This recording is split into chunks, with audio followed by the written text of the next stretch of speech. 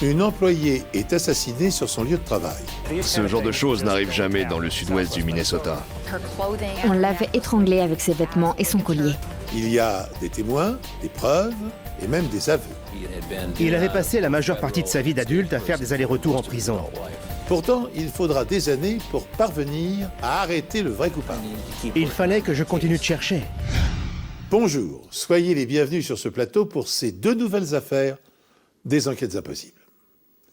Comme vous allez le constater dans quelques instants, notre première histoire offre un impressionnant florilège des techniques employées par les experts médico-légaux pour déterminer avec certitude la culpabilité d'un suspect.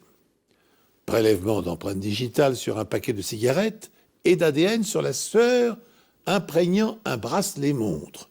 Comparaison de blessures et d'objets contondants, étude d'empreintes palmaires et emploi de fichiers informatisés. En une seule enquête, les criminologistes vont vous faire partager bon nombre de leurs secrets.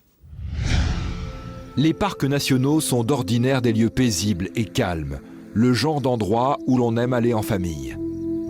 Et lorsque Carrie Nelson se voit proposer un poste dans le parc national des Blue Mounds, dans le Minnesota, elle saute sur l'occasion. Elle accueillait les campeurs et les randonneurs à leur arrivée au parc. Elle était vraiment faite pour ce genre de job. Elle aimait aider les gens. Ça faisait partie de sa personnalité.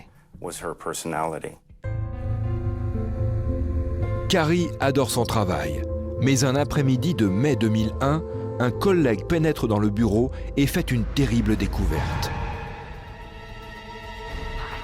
Le corps de Carrie gît dans une mare de sang. On n'a pas l'habitude de voir ce genre de choses dans le coin. Quand ma sœur m'a appelé, elle était hystérique. À un moment, j'ai entendu qu'elle me disait « Carrie est morte ». Et là, ça a été le plus grand choc de toute ma vie. À en juger par la scène de crime, Carrie semble s'être défendue jusqu'au bout. Le combiné du fax était décroché et il y avait une chaise à moitié cassée dessus. Il y avait aussi plein de papiers éparpillés par terre. Malheureusement, le bureau d'accueil du parc n'est pas équipé de caméras de vidéosurveillance. La caisse est vide, tout comme le coffre-fort situé dans la pièce de derrière. Cet argent provient de la vente des souvenirs et de la location des emplacements de camping. Les responsables du parc estiment la somme dérobée à 2000 $. Le coffre était dans le bureau derrière la caisse. Mais quand on était face au comptoir et qu'on regardait droit devant, on voyait qu'il y avait un coffre-fort. En fouillant la scène de crime, les enquêteurs trouvent un indice qui leur permet de déterminer l'heure approximative à laquelle Carrie a été agressée. On a trouvé une lettre que Carrie était en train d'écrire et il y avait la date et l'heure dessus, 14 heures pour être précis. Elle avait commencé à écrire une lettre à son petit ami, mais n'avait pas eu le temps de la finir. Le fiancé de Carrie est immédiatement rayé de la liste des suspects.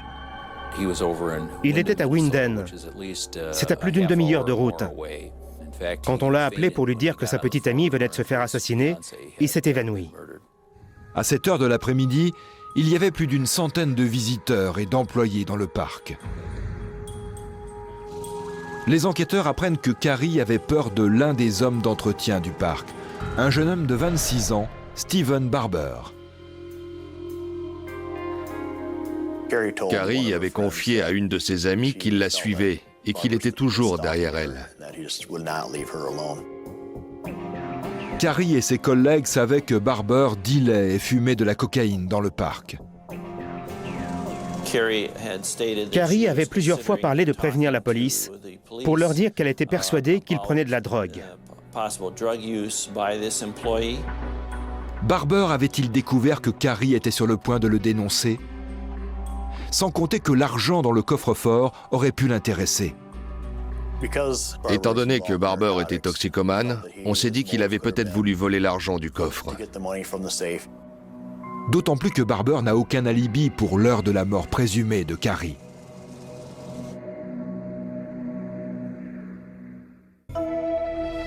Ma petite fille ne se jettera plus jamais dans mes bras en me disant « Papa, je t'aime ». Celui qui a fait ça doit être mis en prison. Il faut le mettre hors d'état de nuire. Les experts médico-légaux n'ont aucun mal à reconstituer la scène de l'agression. Ils ont en effet retrouvé des gouttes de sang parfaitement rondes près de la caisse et du coffre. Et les tests ADN montrent qu'il s'agit du sang de Carrie. Elle a sûrement été frappée avec le poing ou un objet quelconque. C'est ce qui l'a fait saigner du nez. Ensuite, le tueur l'a emmenée jusqu'à la caisse, d'où les gouttes de sang qu'on a retrouvées à côté. Les médecins remarquent aussi de petites hémorragies sous-conjonctivales dans le blanc de ses yeux, ce qui signifie que le tueur lui a serré la gorge. Il l'a certainement prise à la gorge pour la maîtriser. Il a dû utiliser ses vêtements et son collier pour l'étrangler. C'est ce qui a provoqué ces petites hémorragies au niveau de l'œil. Il n'y a pas eu agression sexuelle. Le décès a été provoqué par un coup porté par un objet contondant. Elle a visiblement été frappée avec un objet contondant, ce qui a provoqué d'importantes blessures à la tête et au visage.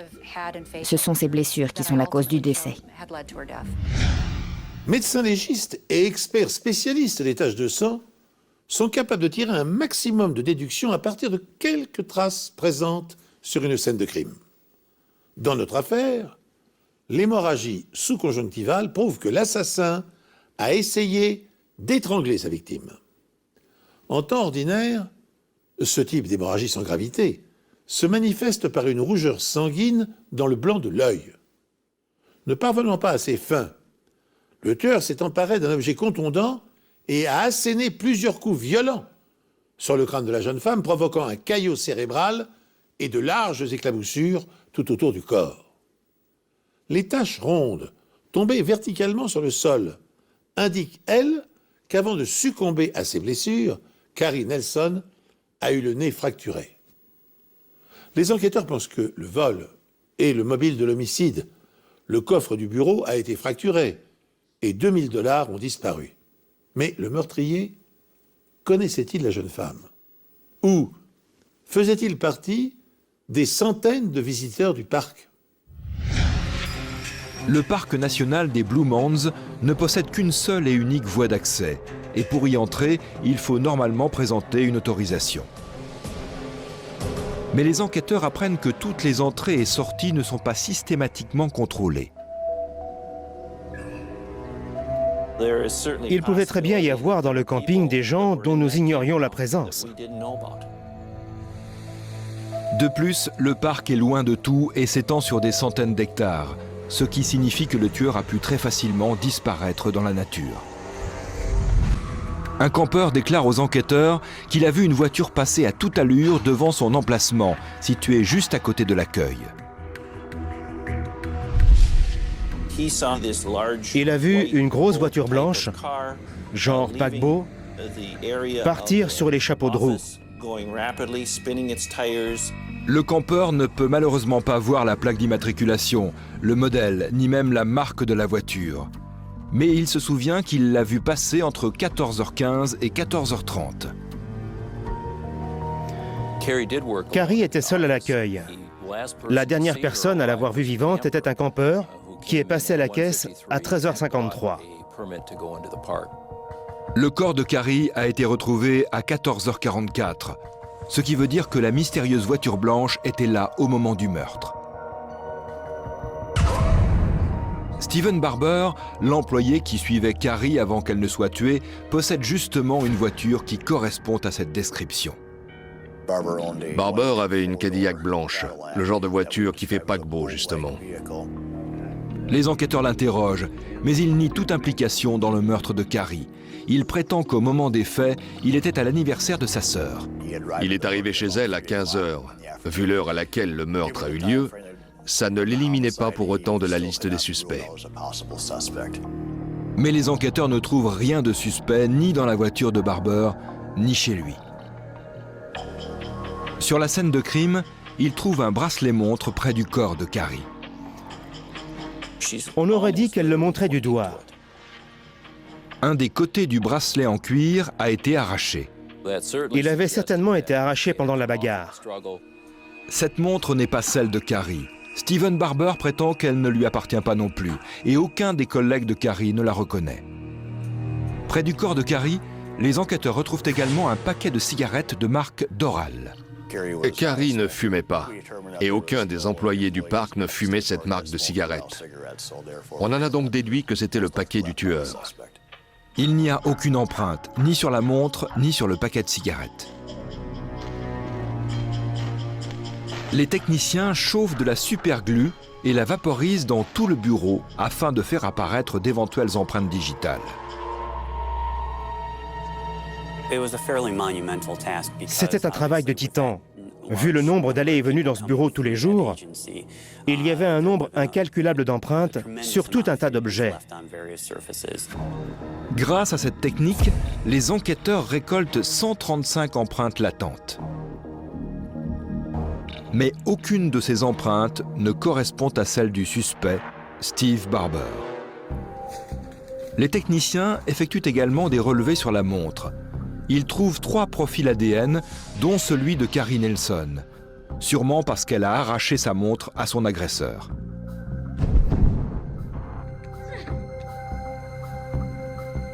Mais aucun des 2 autres profils ne correspond à celui de Steven Barber. On était persuadé que c'était Barber, mais toutes les preuves semblaient dire le contraire. Les enquêteurs ont des empreintes et des profils ADN, mais toujours pas de suspect avec qui les comparer.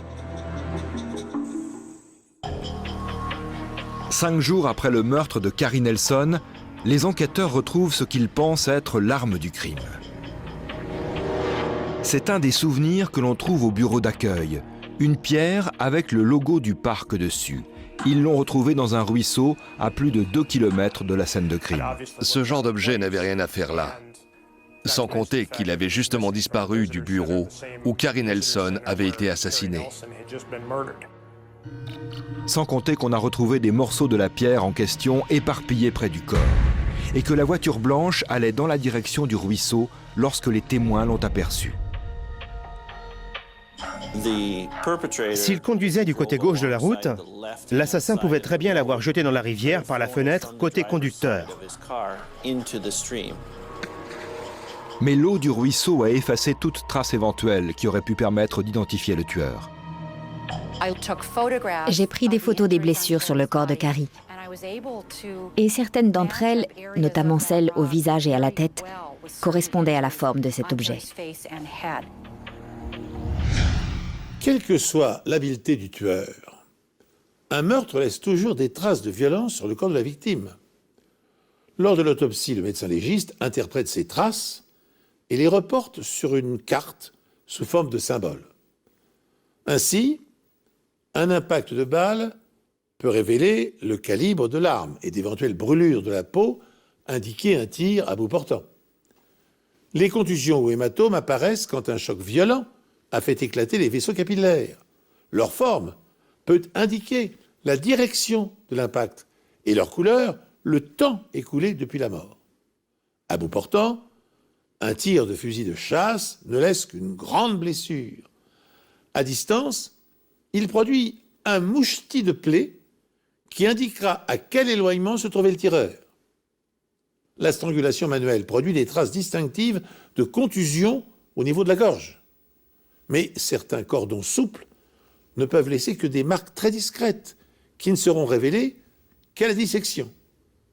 Enfin, lors de l'autopsie, il peut n'y avoir aucune trace extérieure de coup sur la tête, mais l'examen interne, au moyen du scanner, révélera l'hémorragie cérébrale. Dans notre affaire, les enquêteurs sont parvenus à retrouver l'arme du crime, une grosse pierre gravée faisant office de presse-papier. Elle a été abandonnée par le tueur dans un ruisseau, à quelques kilomètres de la scène de crime.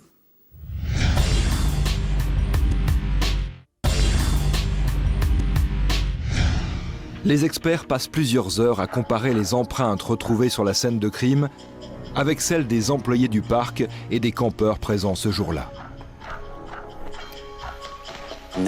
97 de ces empreintes appartenaient aux employés, ce qui nous laissait 38 empreintes latentes non identifiées.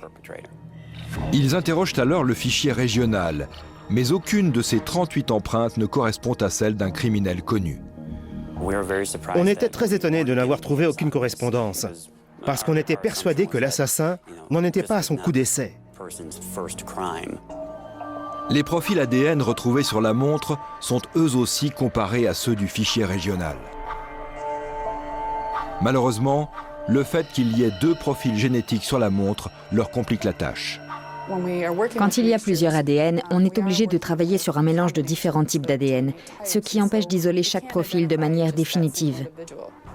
19 profils pourraient correspondre dans le fichier régional des empreintes génétiques du Minnesota. On espérait qu'au moins une de ces 19 personnes soit notre suspect, pour qu'on puisse résoudre cette affaire. Mais ce n'est pas le cas. Après enquête, ces 19 personnes sont lavées de tout soupçon. On n'a jamais perdu espoir.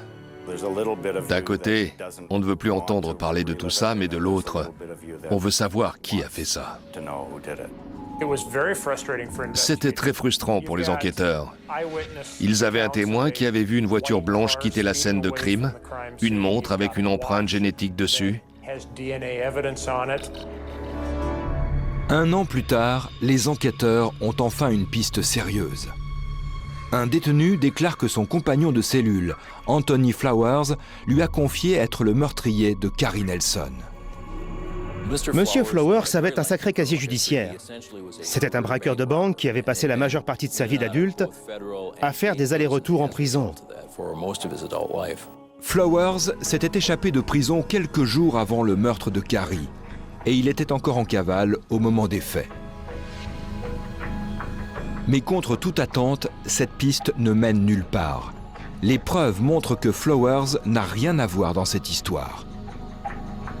Ses empreintes ne correspondaient pas à celles de la scène de crime, tout comme son ADN, ce qui l'éliminait d'office de la liste des suspects.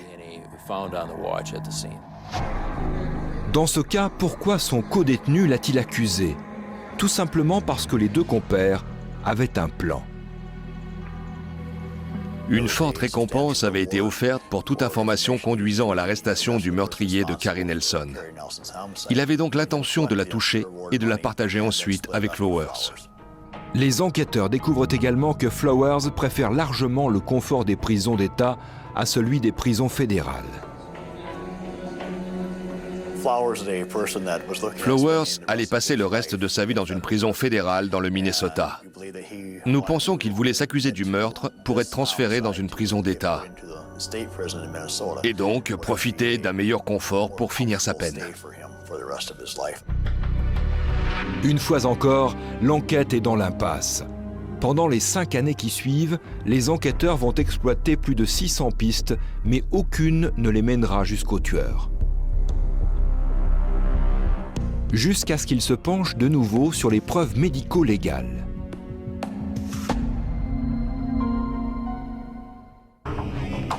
Après 5 ans d'enquête, les experts décident de procéder à de nouvelles analyses. En 2006, il existe désormais de nouvelles techniques d'analyse ADN, bien plus pointues qu'en 2001 et de fait bien plus précises. Les enquêteurs décident donc de refaire analyser la montre trouvée sur la scène de crime.